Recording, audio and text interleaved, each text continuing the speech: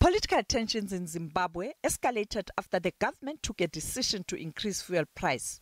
This led to violent protests and destruction of property as Zimbabweans took to the streets. Many have called on parties in that country to start political dialogue that can address the economic meltdown. These are illegal sanctions, and certainly we cannot be dictated to by the American administration on how we should conduct our affairs as a sovereign state. We've made that very clear, but we've never said we're at war with anybody. Neither are we saying we're abandoning engagement and the re-engagement policy. No, we continue with that policy for those who want. The Zimbabwean government has also responded to the US President Donald Trump's decision to renew sanctions. We're not a colony of anybody. We're a sovereign state. We can't give conditions to America itself. Would they like that? If we told Trump now that we're giving you the following conditions, do you think he'll say thank you? He'll describe us in another language. But we cannot be given conditions. To start with, we never had any problem with the American government or administration. This is a historical problem between us and Britain in terms of the land issue. That's why it started.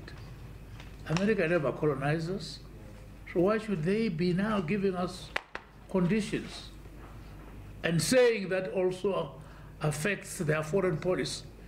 What does that mean? Their foreign policy, it may just mean that they want to overthrow. Meanwhile, opposition leader Nelson Chamisa has indicated that while his party supports political dialogue, the international community must be involved. You have seen that Zimbabwe has gone further down in terms of indicators in democracy and freedom worldwide. That failure to live by minimum standards has attracted isolation of the country. A case in point is the measures we have seen being implemented by the EU, by the United States of America, which are in fact self-inflicted.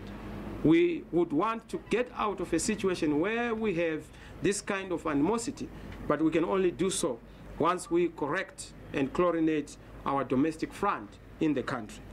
As the party prepares for its National Elective Congress, Chamisa is confident that the party will emerge stronger, but he has lambasted those who are contesting leadership positions. It also gives us a chance to have a solid team of people of substance. You can see the faces of substance, but obviously those faces have to be renewed. And this is why we are going into this election. This is why I've said I'm the first one to congratulate and celebrate the one who is going to emerge out of this glorious activity, out of this glorious Congress. I know they may not have shown their interest because in our party, it is actually not allowed by the Constitution to show interest. You are deployed as a cadre. People choose you to belong to a particular position. So you don't just say, you are wanted by the people. South African President Cyril Ramaphosa is expected to be in Zimbabwe next week, and these issues are likely to come up during the South Africa-Zimbabwe Binational Commission. Sophie Mukwena, SABC News.